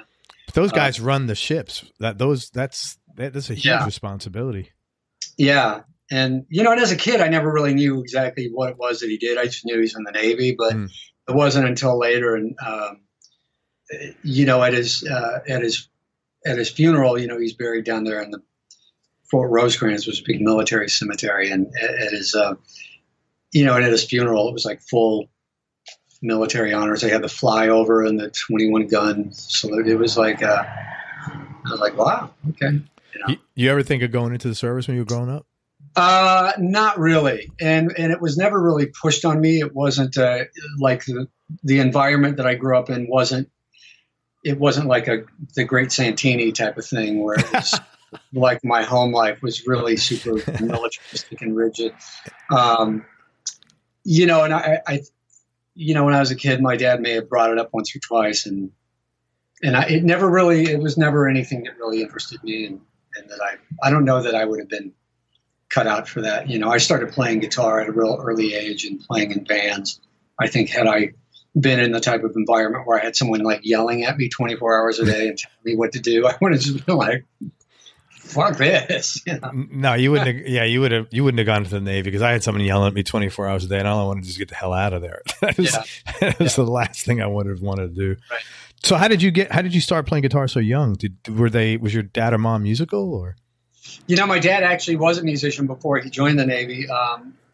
And he played, I think he played upright bass, drums, and I think he also played trumpet. So he did have a lot of, I remember like a lot of like jazz albums, a lot of like, God, what were some of the ones that he had? I still have them too. Like kind of like big band type stuff. Sure. And that's what was back in the day. Yeah. And a lot of, kind of like post swing sort of, and post bop. It was like, was it Jack Teagarden? I think. Yeah. Trombone player. Yeah. He had like a lot of those kind of records. And so I think that was my first real exposure to a lot of that stuff. But, I also had a couple of older sisters and, and so through them, I was getting exposed to, Hendrix, Zeppelin, and I'm like, oh, what's this? So I think that was my first real exposure to rock. And it was also, a time when, the Beatles and, the Beatles were, when I was kind of at the age where I was starting to get interested in playing, the Beatles had long since been broken up, but it was, Zeppelin was still together. And I remember, like, one of my biggest, regrets as a child, you have these childhood memories, is Led Zeppelin was in concert, and my sisters were going, and I desperately wanted to go. My mom's like, "You are not going to this." You're too young. Yeah, I was like, 9. Yeah, so, yeah. I was like, "Are you out of your freaking mind?" But yeah, I really wanted to go see Zeppelin, and so yeah, I think that was how I did it. And then when I was and I started on drums actually pretty young. I think when I was like 7 or something like that, I was taking drum lessons, and I had a drum set and I really liked it. And then by about 9, I decided that I wanted to, play guitar. I think I, probably saw someone on TV, was like, a lot of guys did that. A lot of guys saw someone on TV, or, they just saw guys surrounded by girls or something like that. And it was like, oh my God, that's what I got to do. Yeah. Just, like on Don Kirshner's rock concert or something like that. I probably saw. I used to love that show. Yeah, I probably saw like the Raspberries or something like that, and that's such a that one big hit they had, "Go All the Way." Go All the Way, yeah. What a great, Go All the Way. What a great guitar, what a great bunch of licks in that song. Cool arrangements, man. I heard that song not too long ago too, and I was like, because it's. Everyone thinks, oh, these old songs are so easy. They're just like not ice cream changes or 1-4-5s, and it's like, no, man, these songs were arrangements. Yeah. They had all these weird sections in them, and like the bridge sections just go somewhere completely different, and you're like, God, I can imagine, like, you don't hear that anymore. You don't hear that on a Britney Spears album. No. He was a good composition. These real nice. With bridge, like songs don't have bridges anymore, Yeah, he wrote. It was Eric Carmen. Yeah, Eric Carmen, and right? He wrote that all by myself. Yeah. He's a good songwriter, man. Good songwriter. Didn't he do "Hungry Eyes"? That kind of like sort of soft rock hit that came later. Was that him also? Was that him? I think it was him. I don't know. That could be. Yeah. That's funny though, man. I love that song, that Raspberry song, "Go All the Way." I just love the guitar. The middle, the bridge there, what you're talking about. It's just really good. Yeah. So, okay, so you started playing guitar around what age? I was about 9. And did you start taking lessons right away, or? I started taking lessons after about. Okay, I'm sorry. I'm on the internet right now. Eric Carmen recorded "Hungry Eyes." He didn't write it. He was not the writer. You heard it first. John T. Nicola and Frank Previtt. Anyways, but I digress. I didn't start taking lessons right away. It was more kind of like teaching myself I had a Mel Bay book, and was teaching myself then how to read the notes and play the little melodies, and trying to pick some things up by ear. And I think that I discovered fairly early on that my ear was pretty good. Like I could pick up little riffs. I think one of the first things that I learned was like the opening riff to like "Fly Like an Eagle" by Steve Miller Band. It's like I was just messing around, and and I started kind of playing that, and I'm like, hey, I think that's that song. Holy shit, how did I do that? You know what? That's such a good riff. I haven't thought of that song in a long time. Yeah, a lot of those songs on those early records were pretty cool, and the playing is great. He had some killer players on those records too. I think he had a drummer named Gary Malaber, who was like this. Yeah, really great. Just killer pocket. But after a year or so of that, I think there was a friend of mine who was taking lessons from a guy who would come to his house, and so I started doing that. It was just this kind of hippie dude that would come over in his van, and he'd bring his guitar, and he could play. I remember, or at least in my memory, from being a child, it was like, man, he's so good, because he could play some like blues licks, but he knew a ton of tunes, and he would just teach me songs, and and then not long after that, Frampton Comes Alive came out. And it's like, I have to learn every song on this. So, and tons of Zeppelin tunes, just, and a lot of times it's like when he teaches you these songs, it's like, when you're that age and when you're at that level, you're just learning like the main riff of the song. It's like, sure. I want to learn how to play a whole lot of love. And then he's like, he'll teach you, so you can play that. Sure. It's not the whole song, but that's enough. It's like, I can play this riff. So, see, that's what's wrong with me. Nothing's changed. I'm still just learning those riffs and then moving on. Well, you learn the first few chords of the verse, and then, and then it's like, wait a minute, it goes somewhere else after that. Where does it go? And then you have to get him to show you the next section. Yeah. And then that's when you start realizing, oh, these songs it's eye-opening because, at first he'll teach you the song, he'll teach you like the riff or the chord progression. And you're like, okay, what's the rest of it? And then sometimes it'd be like, that's it. That's the whole song. That's all there is to it. If you listen to it, that's all that's going on throughout the whole thing. And, and then you really start paying attention, at that age. It was kind of eye-opening because you start really listening to these songs and paying attention to what's going on under the melodies and underneath the singing. And it's like, well, he's right. The guitar is just playing those same 4 chords over and over and over again. That's all that's happening. And then, you come to like the chorus and it changes and the bridge. And, like I said, now a lot of these songs are just like, 1 6 4 5 or, some minor variant of that.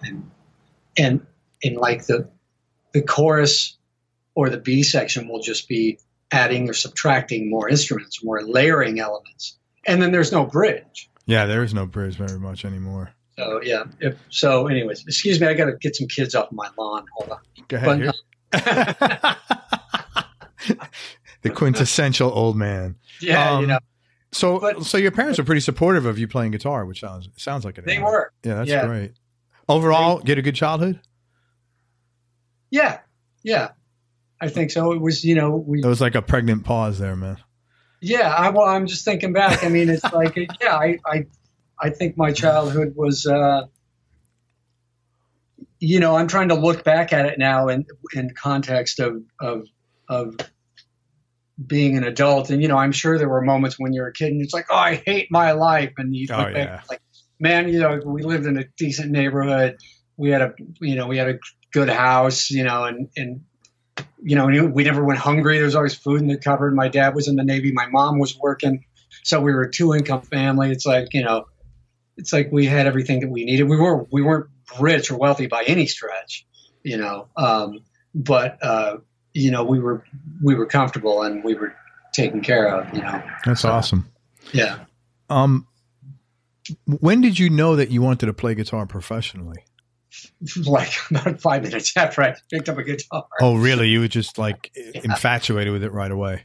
Yeah, immediately. I mean, I knew even before I started playing guitar and I was, taking drum lessons, I was like, this is what I'm going to do.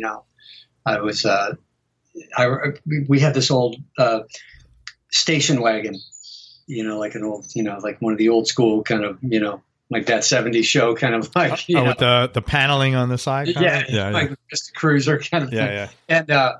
And back in the days before kids had to be strapped in, like you just like I'd sit in the very back, sure. We'd go anywhere. And there was in that big back area, which I think was maybe intended for like luggage and stuff like that. I would always sit back there and there was a speaker, like over the wheel wells back there. There was like a speaker for the radio and the radio would be on. I remember it would be like when we'd be in the car, I'd fall asleep back there. I would lay back there and I'd lay with my ear right on the speaker. Sure.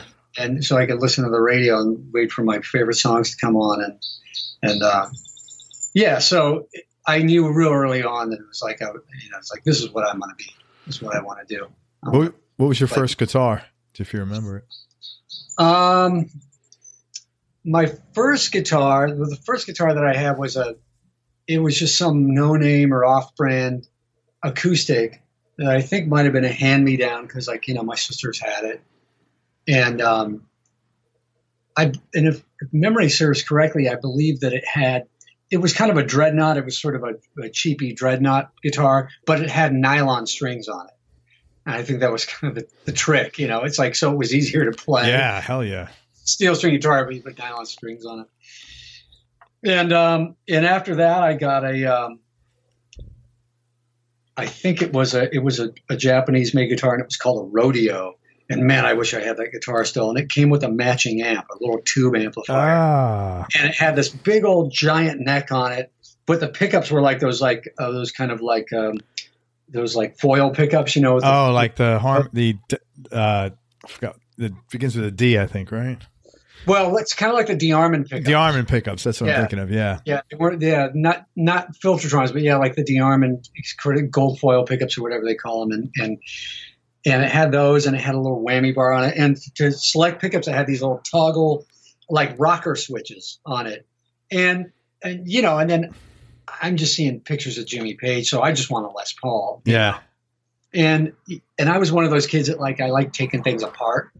Everything I own wound up broken or worthless because I had taken it apart. And I wound up disassembling the guitar and putting it back together in some form. And I actually still have, and I don't even really have a clear recollection of how this happened, but somehow or another, I do still have the case that the guitar comes in, and I think there's some of the parts are in there. But not the amp or not the guitar. The neck is missing. The amp is, who knows where it went? It's long gone. But before I had that, I remember I would plug into, we had an old stereo. Like, remember the old console stereo, like the Curtis Mathis? Yeah. They were massive. They were massive. It was like a giant piece of furniture, and then it had a lid that would lift up, and inside there was a turntable, and then the receiver, and it had a reel tape deck in it. Yeah. Well, you could plug into those. I think you had to get like an adapter from Radio Shack, like maybe with an RCA connector or something.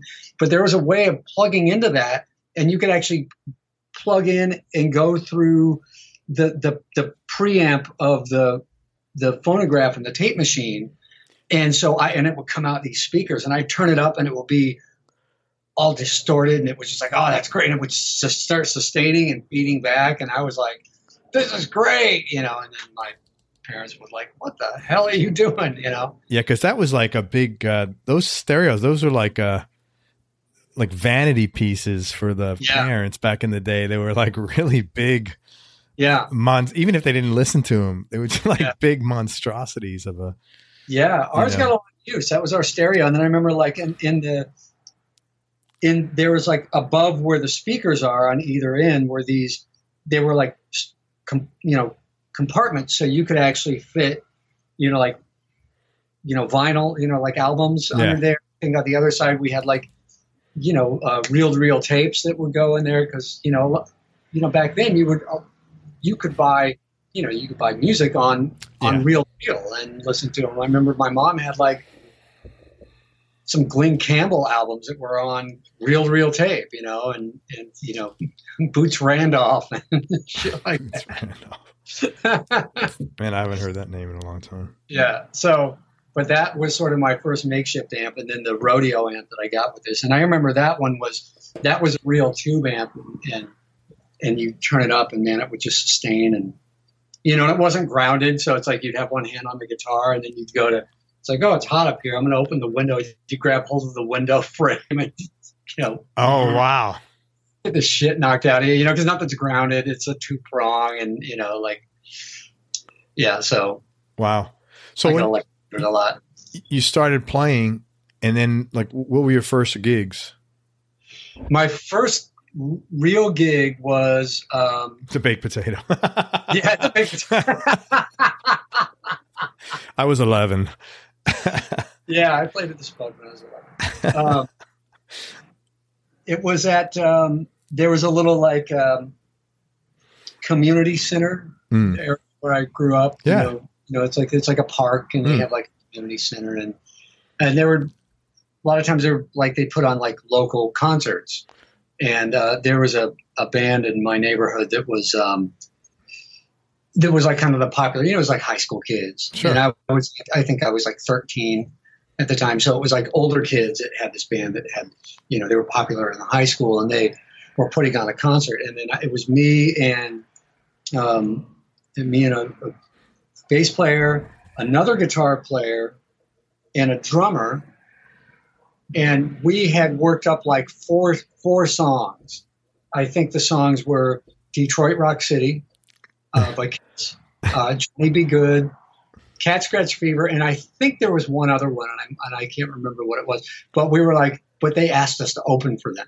That's so cool. This is killer. It's like, this is my first, the first real gig, and so yeah, we played there. It was like on a Sunday afternoon or a Saturday afternoon or something like that. Those are like very quintessential 70s. Yeah. Songs. Yeah. Rock songs of the day. And I think I might have borrowed, because I wanted it to look cool. You know what I mean? It had to look cool, so it's like I had to have some backline. And I can't remember for the life of me, I can't remember what amps I had, because I didn't really own any real cool amps at that time. I'm just trying to think. But I do remember that I borrowed a Les Paul from a friend. And it was heavy as shit, and as they were back then. Yeah. And this was like a 70s Les Paul. And I remember it was a factory second on the back of the headstock. It had second stamped into the headstock underneath the serial number. And yeah, man, it was heavy. But I remember I was playing that, and I didn't give a shit, because I was playing a Les Paul. Yeah, man. Doing a gig, and there was like girls out there, and I was like, this is it. This is how life should always be. And then did you kept moving up? Did you keep playing community, not the community center, but your local stuff, or did you? There was like a lot of, like playing like house parties and stuff, and then, nothing on a real, pro level. I had a little band of my own for a while that we were like writing some songs, and we went out and played a couple of other gigs that were similar to that with, we sort of coattail ride onto other bands that were, had a bigger draw, and we would do that. And then, when I was right after I turned 18, I moved up here to LA and started going to MI, started going to Musicians Institute, when I was like 18, and and there you're surrounded by tons of players. So, but nothing really professional. It was more just that whole time for me was more about just, because, I was like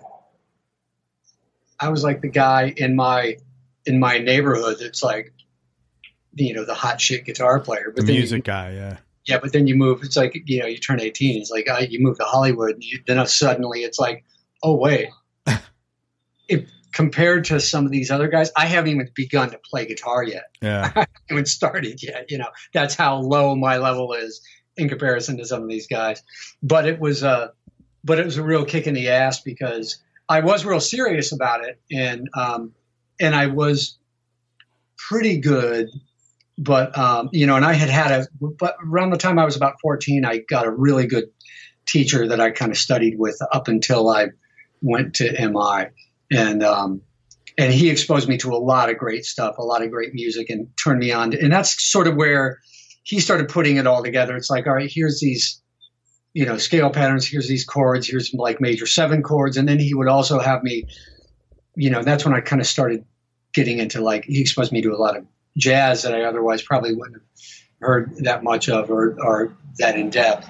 And so my ears were really opening up to all this cool stuff. So I was kind of getting a little bit away from, like the more blues-based kind of rock stuff, for a while. Sure.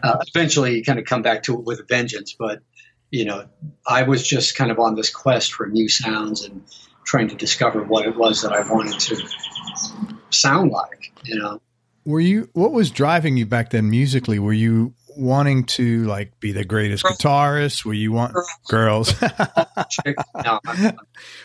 Well, were you wanting to be the best guitarist? Were you wanting to like push harmonic bounds? Were you looking to be like, what was your at that time, what was your driving force that made you get up every day and like look forward to what you were doing? What was your goal, if you wanted to call it that? We're all, because we're all goal seeking people, and it's that's why you get up every day, because not because the task at hand, but because there's something you're shooting for, and that the enjoyment of the process lets you get there. Yeah, I definitely had my aspirations were set on being, I didn't just want to learn 3 chords and get in a punk band. It's like my aspirations were like, I wanted to really be a virtuoso. You know what I mean? I wanted to be like a guitar hero. That's kind of what I wanted to be. I wanted to be like, man, if this is what I'm going to do. I want to be like the very best at it. I just want to be I'm not going to half-ass it, I want to, here's a great line. It's like, I want to whole ass it, I just want to be as great as I can possibly be. And in the context of my somewhat, limited awareness of what was out there musically, I wanted to be, just someone that could play anything, any style great. I remember that being, I don't just want to be like sort of a jack of all trades, that can kind of dabble in this style and dabble. I want to learn all styles and know all of them and be a master of all of them. Pretty impossible thing to do, but when you're that age, it's like, that's what I want to do. And I very vividly like that being sort of like my goal. And of course, as time goes on and you develop and you start finding your direction a little bit, then, you become, sort of more of a specialist in one area than others, Don't you wish someone like sometimes would have said something to you? Like, I know me, I wish someone would have said, hey, focus on this, or, pick, it's like a fucking menu, pick one from column A and one from column B, because, you're shooting for the whole column and it's just not going to work for you.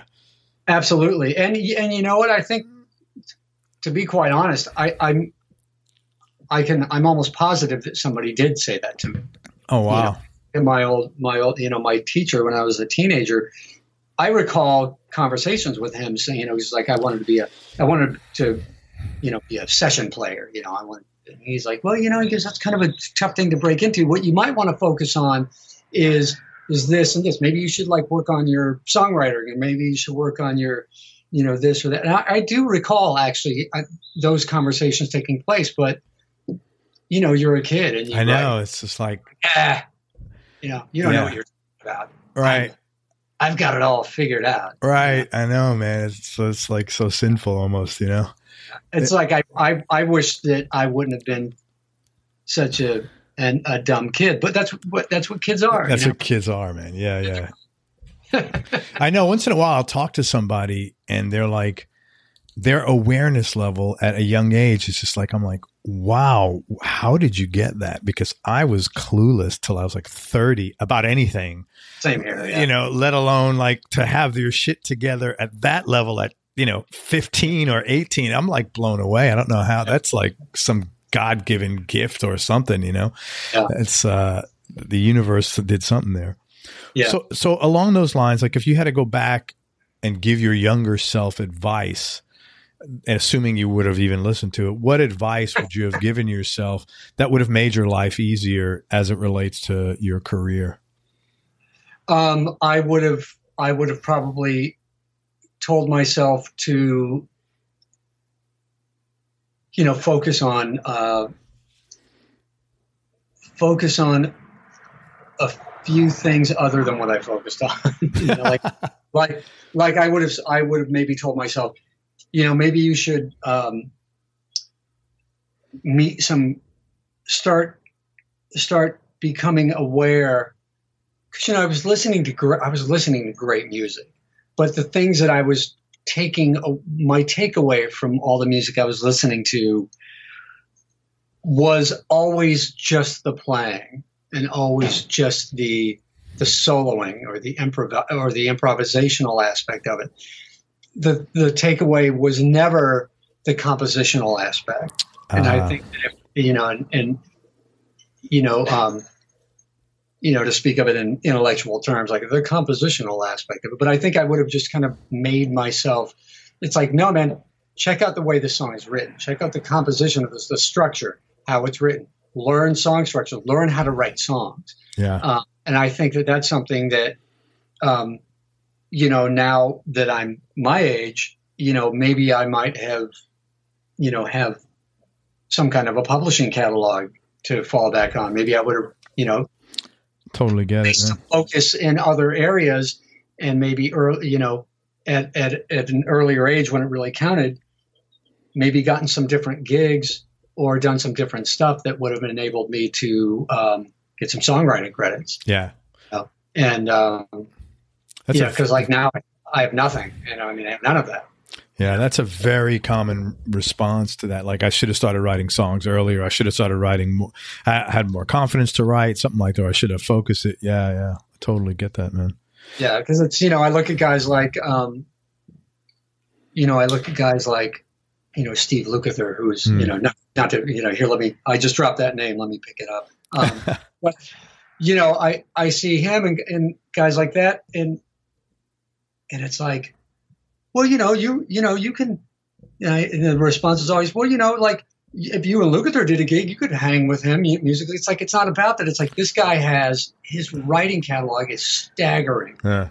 The body of work that he has acquired. This isn't about, not talking about his playing, which Absolutely. is still to this day off the charts. I mean, he's playing better than ever, if you've seen him recently, but it's like, but the body of work that he has amassed, it's just, it's unfathomable to me. Yeah. Yeah. I think and tons of other guys like that too. They're just like, they were in the game, real early on. And now at this point, it's enormous. Yeah. Totally get it. That's, like I said, a lot of people have the same comment. Yeah. Let's talk gear for a minute. You got that beautiful, Orville by Gibson that we were just looking at. What's your go-to guitar right now, and what other couple of guitars might round out your top three? It's the go-to still for me, and has been for over 10 years now, is the Les Paul, Gibson Les Paul. What Les Paul? It's a Gibson Les Paul. Okay. What year? It's I think I got it around 2002, and it's just an off-the-shelf standard. And I've used, when I had never really owned a Les Paul before that. I always borrowed them, and like friends of mine would have great Les Pauls. It's like, oh, cool, can I borrow this? Yeah, sure, borrow it. And I would keep it for a year, and like, hey, can I get my guitar back? And and I'm like, I don't know, no, I'm going to keep it. Listen, man, I really need my guitar back.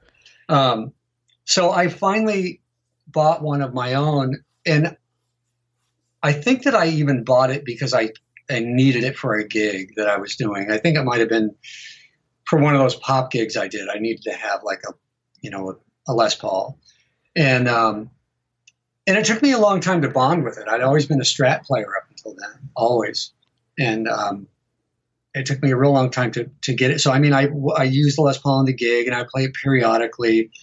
But right around 2000, 2005, 2006, it might have even been right around the beginning of the Zappa Plays Zappa gig. I started using it more and more, and it just sort of became, got to the point where it was like, wow, this is great.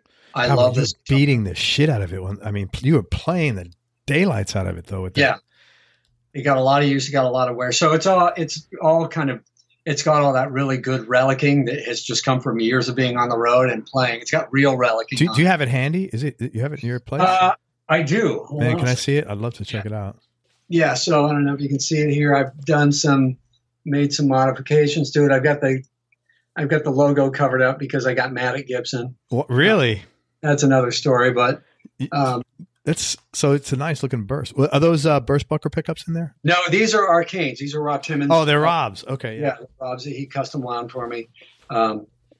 And I've had T-tops in here. I had Burstbuckers. I've had all manner of Duncan. I've had some antiquities. And then finally, it's funny how one side is really flat and the other one's up. Yeah, I had a Les Paul like that, burst like that, and the same thing. It was one side was really low and the other one was really high. It's just about balancing the pickups. Yeah, yeah. And it's like some people just put them in and just like set them wherever, and then I'll get really, I'll start with the little ruler and start measuring the distance off but then you just got to listen, because sometimes it's like the difference between the neck and the bridge is just too night and day, and a lot of times it has to do with where they're sitting in relation to the. You don't want them too close, obviously, because that could screw up, intonation and whatnot. But and you get weird string pull from the magnets. But it's like where I have them set now, it's pretty good. And I did this little trick where I took off the stud tail piece and I put a wrap around. Yeah, I'm looking. Do you know a guy named Bill Lanero? No. Bill, on his guitar, he covered up the label and he wrote, "Who gives a fuck?" There you go. Yeah. But I had a logo that was my last name. It said Kime, but it was written in the Gibson script. Oh, and I sticking up there, and so it looked from a distance, it looked. But it was mine, and people get close. What kind of guitar is it? It's a Kime. But that's cool. So that's your number one. That's the guitar you feel most simpatico with. Yeah, and I recently, for my birthday, I know you probably can't see it in the light, but there's like chunks taken out of the edges, and yeah, a little bit I can see it. But recently, back in February, I had a birthday, and I got a really nice gift from some friends of mine. George Trips, who works for Dunlop, he's the Way Huge pedal, guy. Oh yeah.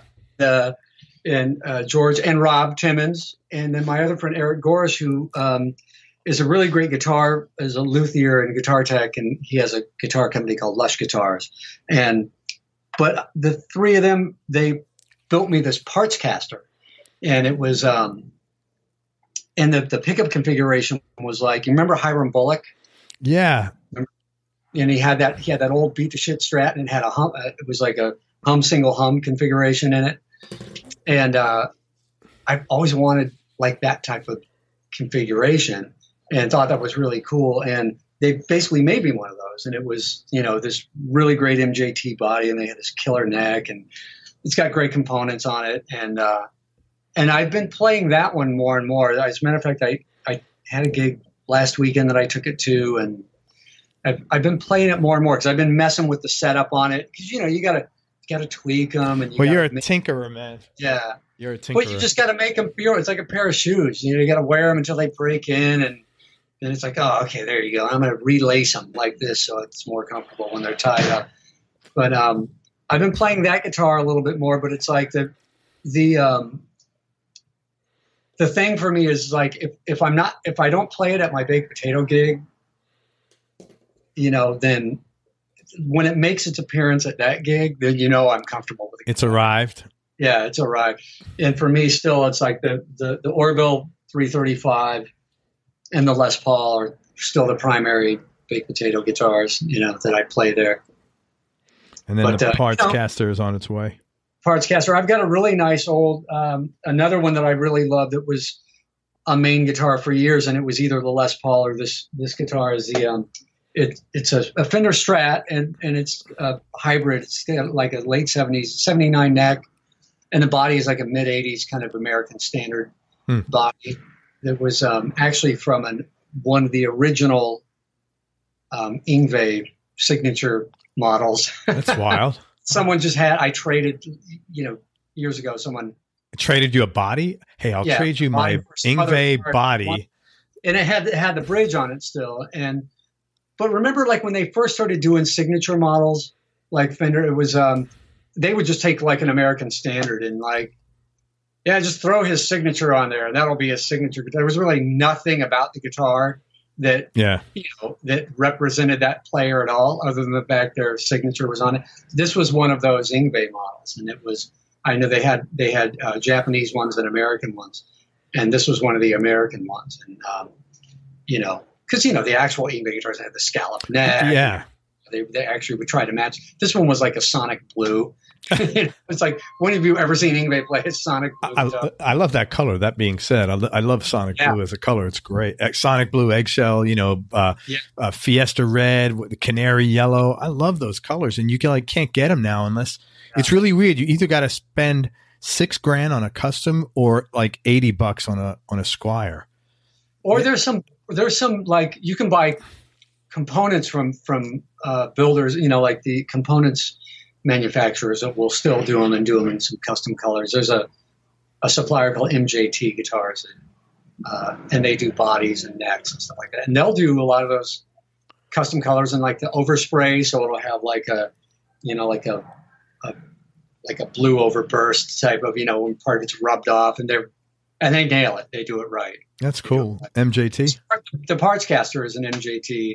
It's a like Olympic white over blue kind of overspray thing, and it's Where are they out of? They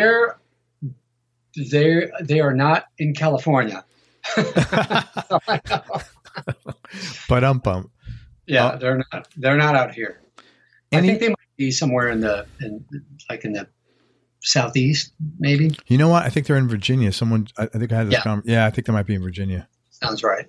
They're doing the night. I think they're shooting the bodies in nitro. So California, it's like, forget about doing that. Oh yeah, you have all those rules out there. Yeah. Anybody that influences your playing that people might be surprised to hear, besides the usual suspects? A couple. I tend to get people tend to be surprised when I tell them that they find out I'm such a Pat Metheny fanatic. Why? Pat Metheny. I guess because people just hear you play one thing and then they ask, "Oh wow, who do you listen to?" And then you tell them, "Oh, I really love Pat Metheny. I love Holdsworth." Like, Pat Metheny, really? So that's one that has surprised people. I'm an enormous Metheny fanatic.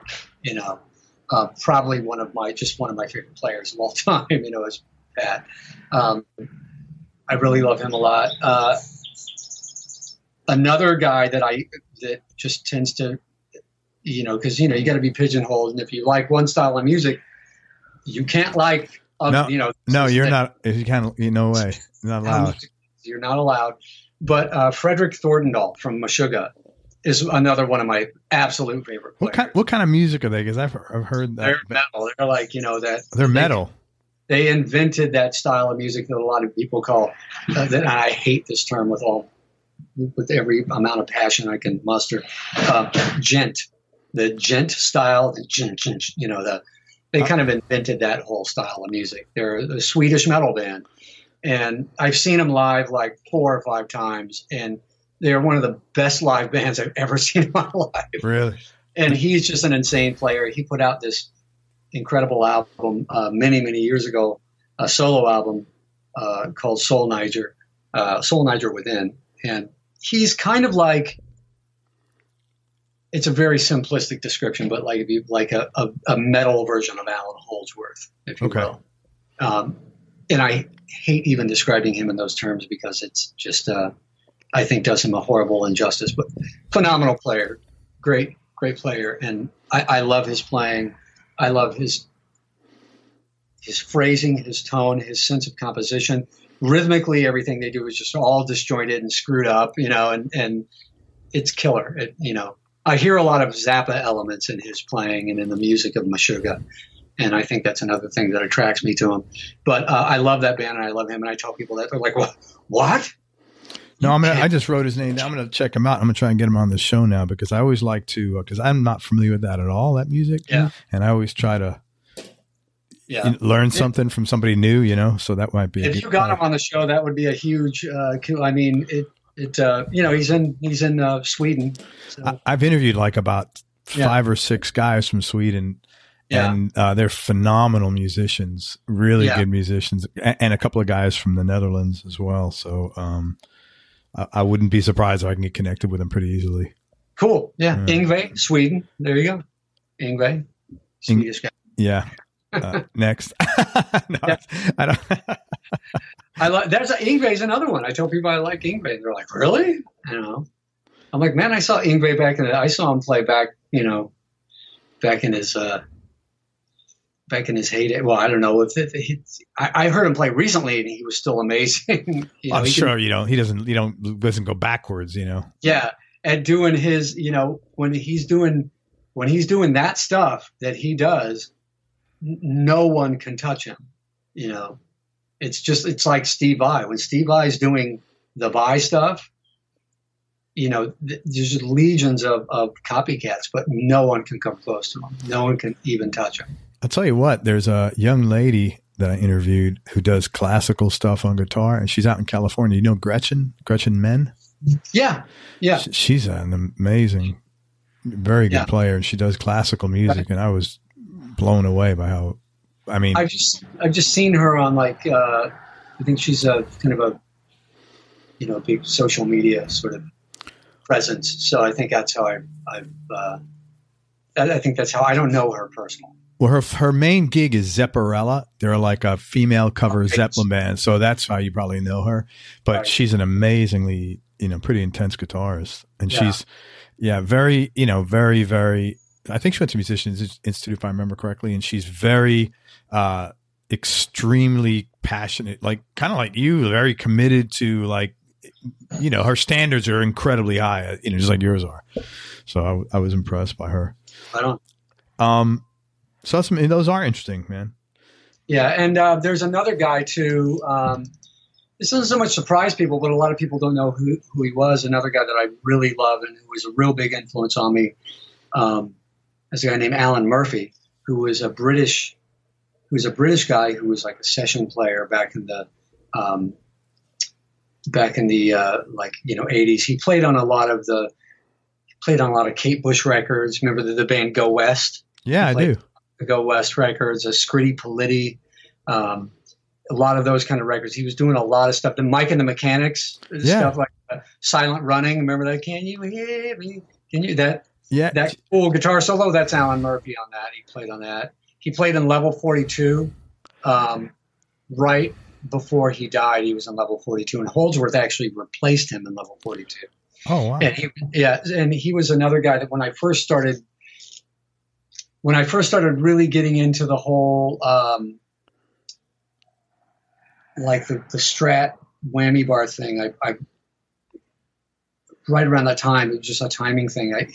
His playing, or at least these tracks that he was on, these songs that he was on, really caught my ear because of the way that he incorporated a lot of these kind of Holdsworthian, I invented a word, Holdsworth-like approaches and styles into a kind of a pop context. Sure. And so I wound up just like kind of seeking him out and going and buying all these records that he was on. And, you know, and at the time, that was sort of pre-internet. So it wasn't just like, okay, what's his discography? Let me Google this. Yeah. Yeah. Let me Google. And, you know, so you just kind of have to like do a lot of sniffing around and finding out, you know, the stuff that he's on. And so I remember like buying all those records and really checking it out. My favorite stuff was, you know, that band Go West had an album called Dancing on the Couch. And he really at that point, I think, was more or less a partner in the band and took a pretty active writing and producing role. And there's the stuff that he plays on that album, like there's a track on there called Crossfire. And it's just like, it's incredible. I'm going to check that out. I'm going to look it up right now because I'm drawing a blank on a couple of these song titles, but there's some that are, you know, I wonder if he, there's a guy, do you know Anthony Drennan, Anto Drennan? I don't. I think he took Alan Murphy's place because he plays with Mike and the Mechanics. Okay. Yeah. He might have. I mean, he died, you know, he died in, I think around like, you know, in like 1990, you know, it's been going for a while now. Okay. But, there's a song on there called Mask of Love. And he, you know, Little Caesar. All the songs on that album are great, but this Crossfire, and I think he actually had like co-writing on a lot of these tunes, and and his clean sounding, that really chimey, almost like DI kind of clean sound, and just really creative use of the whammy bar. He would use it as part of like the way that he would phrase his lines. He would incorporate it as opposed to just like doing a dive bomb or just shaking it on a note. He would actually use it as part of his phrasing, much in the same way that you would hear, the only other guy at that time that I heard do that was Holdsworth, and Holdsworth is doing it in a completely different context. So to hear someone do it in the context of these like kind of pop songs was really kind of, ear opening to me. I thought it was a real creative play, and I got to see him play one time actually with Go West on that. When they were on tour for that album, for Dancing on the Couch. I saw him at the Coach House down in San Juan Capistrano out here in Southern California, and he was playing an Aria Esprit guitar. If you remember those, what is that? Well, Aria was a brand. They may still be around, and they made another made in Japan, kind of like we were talking about earlier. And the model was an Esprit, which I think had active electronics in it. And he had these 2 Fender Super Champs and some pedals. And the Super Champs, I'm sure, were just cranked up. And that was his rig, like just a stereo, 2 Fender Super Champs and an Aria Esprit. And his tone was enormously huge, and just play, and there's footage of him now, like on YouTube. There's like some Go West footage from around that time, and him just ripping player. Great player. I'm going to check that out. Go West, Crossfire, Alan Murphy. Yeah, Alan Murphy. It's sad. He passed away in 1990 or 1989. Real young too. He's just in his 30s. What happened to him? I believe he had AIDS. Oh wow. I think he had HIV. I think that's what happened to him. Man, that sucks. Yeah. That he, like it might have been a result of like a blood transfusion or something back where they screened for blood. I don't know all the details, but I think like, he had HIV and then it turned into AIDS, and then he got pneumonia, because I think that's what kind of finally gets you is, you have no immune system. So your body susceptible to anything. Yeah. And very sad though, but yeah, killer player. I would highly recommend him to anybody. Alan Murphy, Go West, Crossfire. Yeah. Hey, speaking of bands, if I asked you to pick your 3 Desert Island discs in no particular order, and knowing that you can change them tomorrow, what would be the first 3 knee-jerk albums that come to mind right now? Ooh. Man. Miles, Kind of Blue. Hate to be cliche, but that has to be one of them. Van Halen 1. Segue. Yeah, that's got to be one of them. And then, something of Pat Metheny's, box set. Yeah. Just, maybe like, like maybe one of the early ECM ones, like Watercolors. I really love a lot. Bright Size Live, I could listen to that every day too. So maybe take that one. God, what a hard question, man. That is a tough question. So last question, Jamie, what's the best advice you've ever been given, and who gave it to you? The best advice I've ever been given was to always have enough money in your bank account to buy a plane ticket home from anywhere in the world. And that truly is the best piece of advice I've ever been given, because it's very true. And it was given to me by a guy named Steve Mossy, who at the time was like a production manager for, remember the band Offspring? Oh yeah. the Offspring. He worked for them, but he was a good friend of mine, and actually he came out on the road with me for some dates and did some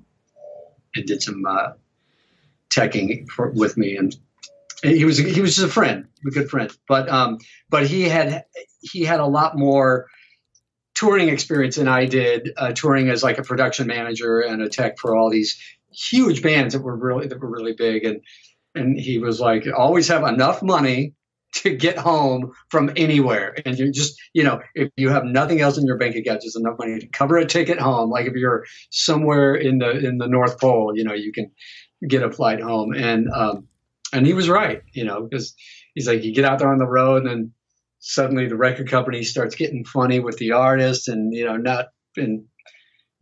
Oh, that really happens? Like, well, they'll just pull the fun.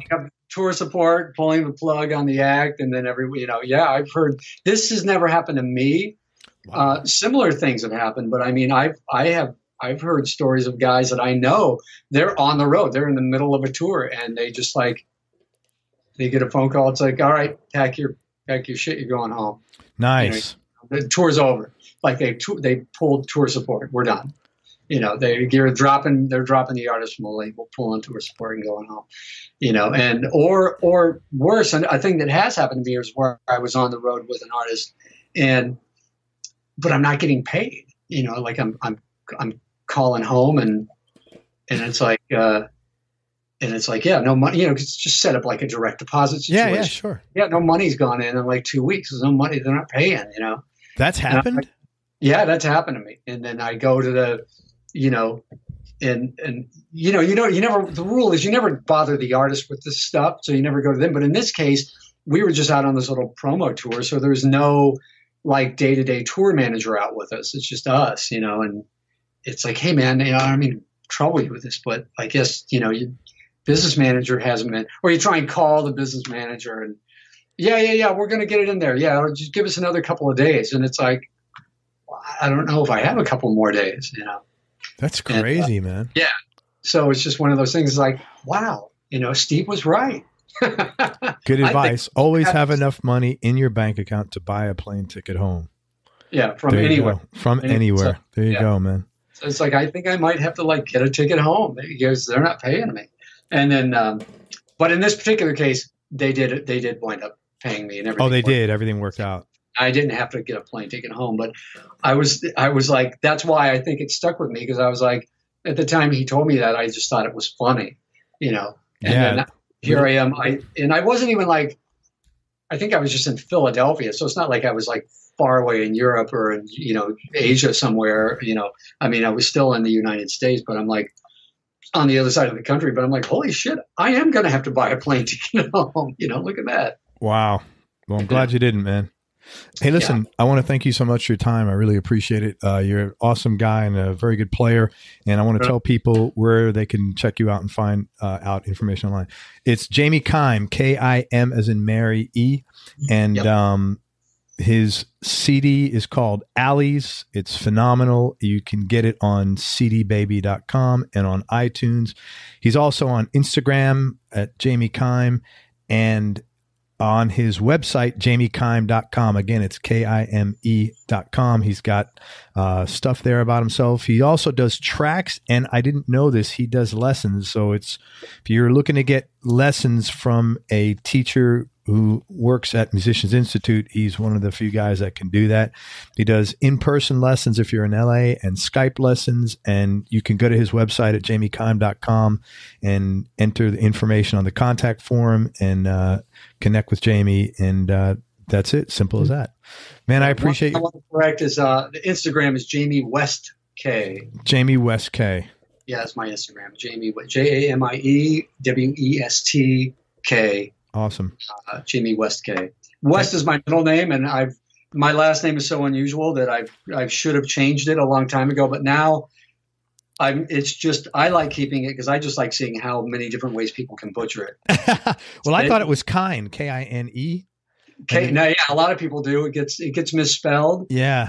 Mispronunciations are a source of endless entertainment for me. I get Kime, and someone will say that, and I'm like, yeah, no problem. I'm sorry, I don't have a watch. Do you have the Timmy? The Timey? The Timmy. Yeah, I was at the store and I bought some Limmies, $5 for $1. And I'm like, think about it. And they're like, oh, Kime. I'm like, right. Yeah, there you go, man. English language is a strange thing for people. Well, check out Jamie Long I, Kime. silent E. Yeah. Long I, silent E. Check out Jamie Kime online and check out his album Alleys. It's phenomenal. Thanks, Greg. Thank you. I appreciate it. Thank you very much for your time and being so candid and generous. Right on. Everybody, thank you so much for listening. I hope you enjoyed this interview as much as I did. Thanks again to Jamie Kime, Long I, Silent E, for spending this time with us. I really appreciate it. Thank you. Make sure you go to everyonelovesguitar.com. Sign up to get on our newsletter list right now. And remember, most important, happiness is a choice. So choose wisely. Be nice, go play your guitar, and have fun. Till next time, peace and love, and I'm out. We hope you enjoyed this show. If you did, subscribe to the Everyone Loves Guitar podcast, and you can do this online at everyonelovesguitar.com or on iTunes. And if you like the show, please leave us a 5-star positive review. The more 5-star reviews we get, the higher our show ranks, and higher rankings mean we get to continue speaking with cool, interesting guests on our show. We'll see you on the next episode, and until then, keep playing your guitar and have fun making music.